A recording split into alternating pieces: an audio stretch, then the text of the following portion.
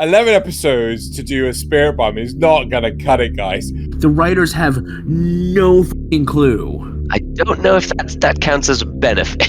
It's a PowerPoint presentation. Nothing maybe you did get to watch. That will get everyone on board. That is going to traumatize so many people. That is the objectively correct answer. That is a good scene. This is too much for my neat lifestyle. I need to go back and watch some more anime. It's Gainax all the way down.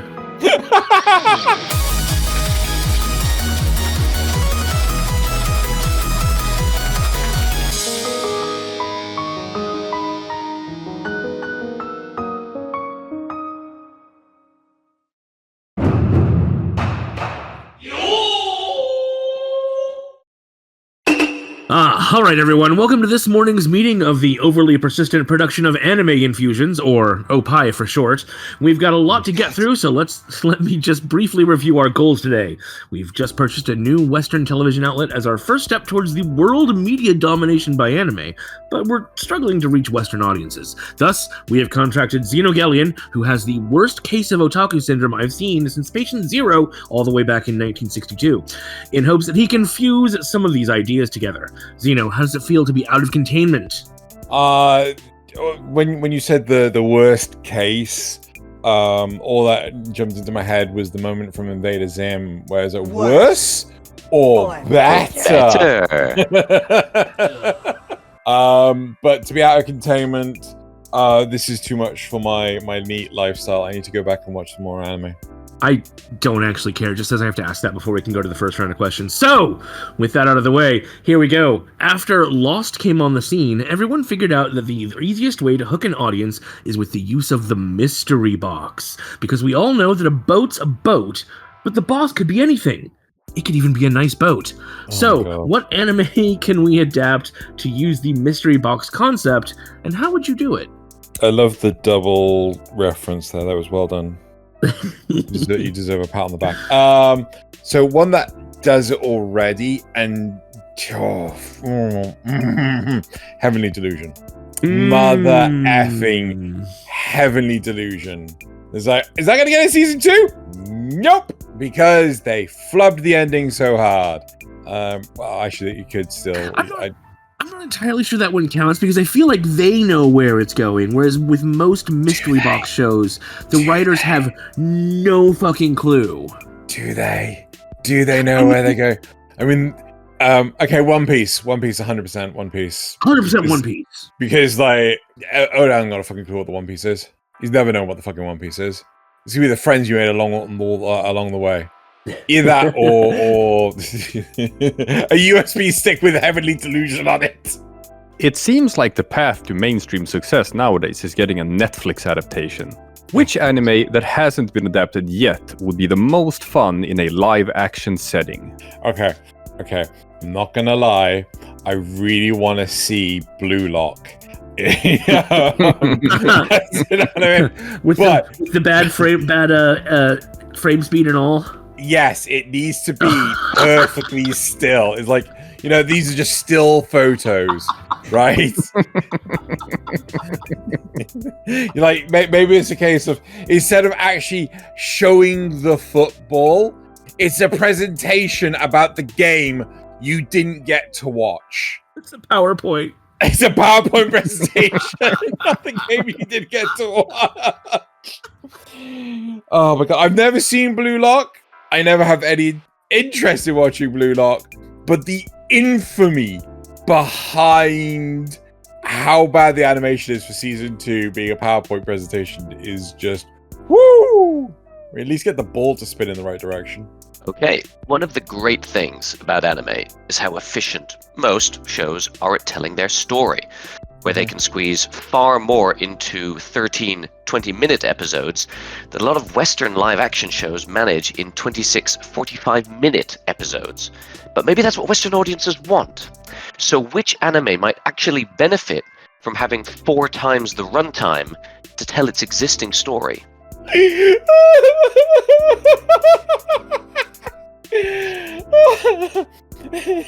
Is it best to say Dragon Ball Z? 11 episodes to do a spirit bomb is not going to cut it, guys. We at least have to have 2 seasons. 2 seasons of charging the spirit bomb. And a movie. Oh my god, that would be I great. don't know if that counts as a benefit, but Okay. Let's think of something that is a little too fast-paced. What's an anime that's too fast-paced and really needs to slow the F down? I mean, the problem is, like, a lot of shonen anime in the first, like, season or so, like in My Hero Academia, they will put a lot of emphasis on making sure that the pacing is enough to draw you in for like the first season, but then, like, you know, after episode 12 or whatever, they really slam on the brakes and bring you to an absolute snail's pace. Yeah, I can't think of a legitimate answer. That's something that's too fast that needs to get slowed down. that's fine. I mean, maybe honestly, we've sort of answered our own question there, which is that, hey, Western media, hurry the fuck up. Yes, very much so. Alright then, moving on to part 2 of the agenda. Along with the mystery box comes the quickly resolved cliffhanger. You know the type. It gets solved in the first 5 minutes of the next episode, and then it's basically forgotten. How can we incorporate this into such hits as Kobayashi's Dragon Maid? Oh my god! So what we need to do is we need to take inspiration heavily from I'm Living with an Otaku Neat Konoichi. We need to take heavy inspiration, and we need to have intros and outros not only at the beginning and end of the episode, but also in the middle of the episode. Oh my god. What else do we need to do? We also need to have massive dramatization. We need to get David Production to produce the show. We need to JoJo-fy the animation art style. We need dramatic poses and life or death situations about how one hangs their laundry. 100%. How one washes their laundry using dragon spit. And blowing apart the weather using, you know, aerial dragon attacks. You get to pick a single scene from any anime ever, and it will be shown to every single person in the entire world. Which scene from any show would you pick to sell the entire idea of anime to as many people as possible, and why that one in particular? Ah, I know it. Nasuth knows it too. It's the scene from the Cowboy Bebop movie where Spike's fighting the security girl in the hallway, and he turns around and says, "I love it when a woman can kick my ass." Ooh, That is a good scene. That will get everyone on board. So, as expensive as anime is to produce, Western live action costs far more and has larger budgets as a result. Which anime do you think could benefit the most from being remade, still as an anime, but with a budget 10 times its original? We're talking Hollywood money. And as a bonus question, which anime do you think would just absolutely waste it? So I feel we need the hyper realism. We need the Disney level budget for The Mandalorian to be adapted into Made in Abyss. 100% Made in Abyss. Right? That is going to traumatize so many people. An anime that would completely waste.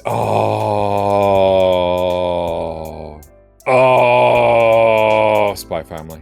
100%. Spy Family would just waste it. I'm just imagining the unbelievably beautifully hand-drawn 11 episodes of Powering Up in Dragon Ball Z. Sorry. I was thinking turning it into a live-action adaptation. Sorry, my bad. Hollywood money. No. The series that would really, really benefit, right, is Berserk, right? And the series that wouldn't benefit at all is... I'm going to stick with Spy Family on that one. Hey friends, Normally, this section would be about asking you to help us fund the show and keep improving by visiting patreon.com/XenoGellion, which you should absolutely do so Xeno can keep paying me to edit these. But today, I have a different request. You see, we're looking for volunteers to help with filming. The process is honestly really easy. All you need is OBS and VR chat, both of which are available for free, and about an hour's worth of your free time. What are some of the benefits? Well, you see, you get to hang out with me and Xeno for a bit, and you get to preview the show's edited audio, including the Patreon-only section. So if you've ever wanted to listen to those sections, but you just haven't been able to support the show in that way thus far, now you have another way to listen in. There's a link to the application in the description below, or you can join Xeno's Discord, also linked in the description below, where there's a thread for the topic, or you can reach out directly to either me or Xeno. Thanks for your consideration. And now back to the show. Well, I can see by the clock on the wall that this meeting is gonna, just like most of them, is gonna run long if we're only on point 3. So let's try to speed it up a little bit. Speaking of speed, the Obi-Wan show took what should have been a movie and stretched it out into a full series. Not much different than how all meetings feel, really. So it's also not alone in doing that. So what anime movie can we just inject some filler into in order to get a full series out of it? I wanna take a pot shot at the Demon Slayer Mugen Train arc from the anime, like the series, because it wasn't a patch on the movie. I would have much rather they turned around and said, "Hey everyone, just go watch the movie." Right? Just oh, you want to know what's going on right now? Go watch the movie. I just want to take a pot shot there.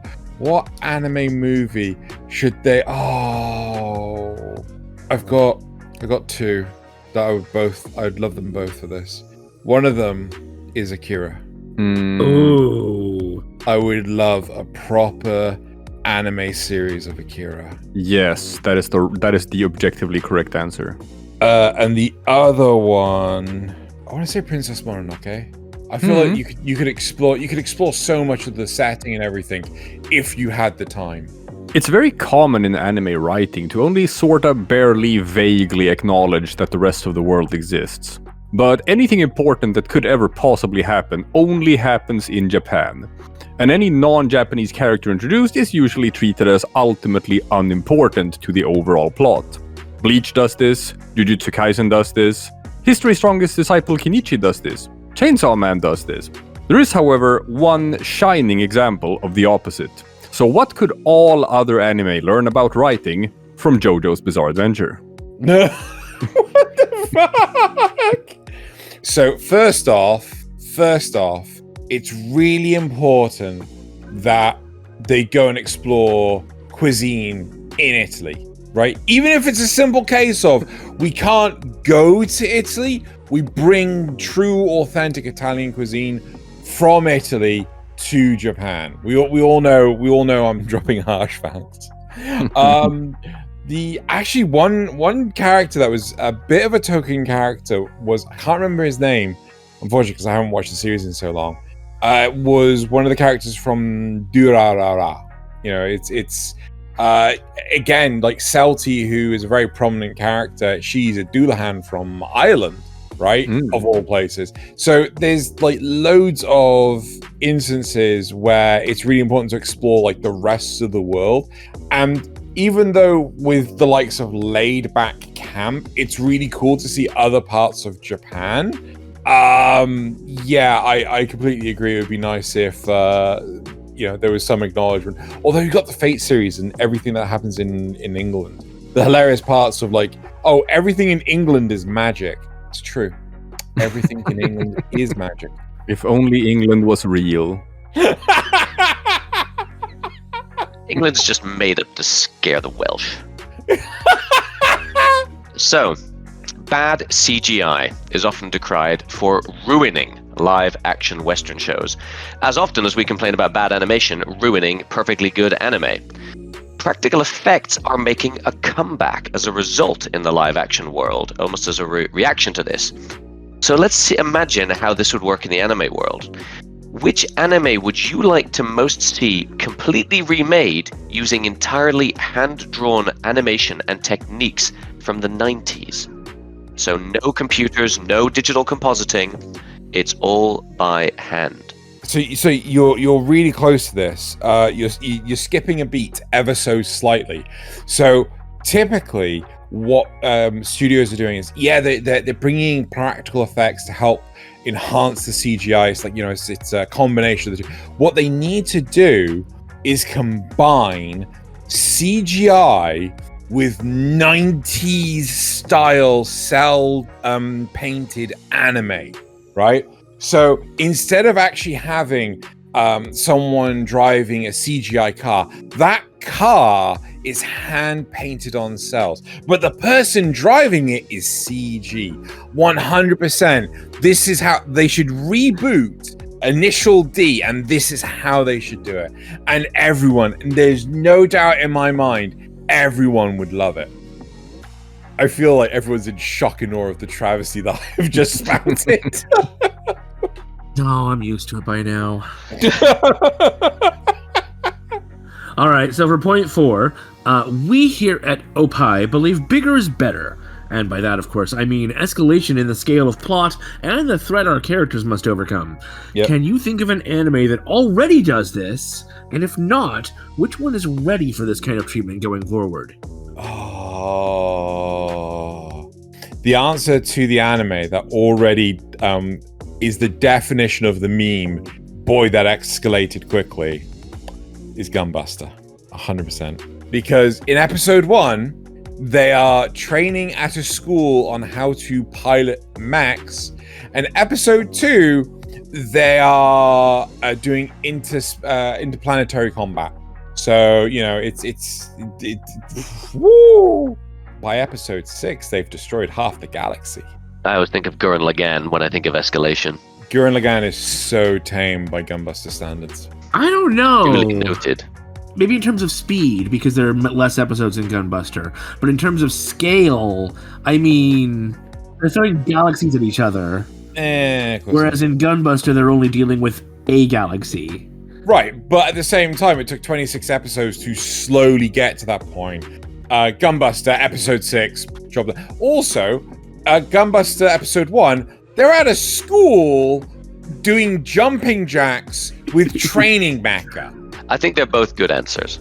It's Gynax all the way down. Turns out it's Gynax all along. Here's how anime will become mainstream. From now on, all anime exists within a single cinematic universe. Kids love cinematic universes. What wacky team-ups would be the most fun in a family-friendly blockbuster action flick? I'm so happy right now. I was hoping one of you would ask a question about crossovers. Oh my god. Right. I want Saitama. Yeah. Right. Kirito. Right. Guts. Mm-hmm. Goku. We can finally find out who is stronger, Saitama or Goku, and the internet can shut up forever. So 2 black swordsmen and 2 one-punch-men. Yeah. And who else? I want Gintama there to be referee. And as comedy relief, Bocchi. Oh no! Bocchi and Komi are the what you call them? Like commentators? Yes, commentators. Thank you so much. Oh my god. Yeah. Yeah. Pure so you gold. had to be that because those two can't fucking say anything to save their lives. So right. What was the funniest role for them to fill? Commentator. Yep, commentators. There you go. They can just be listed in the credits as narrators and you never see them or hear them. So one of the fantastic Western animation formats that refuses to die despite its high cost is stop-motion photography. Think Nightmare Before Christmas, Coraline, and the Wallace and Gromit films. All classics. What anime would be most interesting to see rendered in this format? And which do you think would just be awful? Oh my god! So first off, crayon drawn Shin-chan.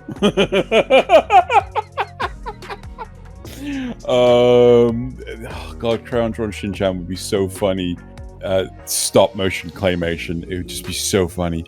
Additionally, I'm going to throw in Lupin the Third as well. You know, I think that would be absolutely brilliant stop motion. Which anime would absolutely be awful? Oh, you know what? I've already said it. I don't like to say it again, but I'm going to say it again. I want to say One Piece because it takes long enough for that show to actually get anywhere. It's going to take so much longer. So much longer. It'd be hilarious. It's like, oh, you've only watched 200 episodes? Oh, well, you know, being like an entire lifetime. It's like, oh, it only gets good after 200 episodes. Like, you know. And the poor animators trying to do all of that one tiny little movement, one photo at a time, moving the models. I imagine something like One Punch Man would be very difficult to do with stop motion. Oh, God. Redline. Oh, dear.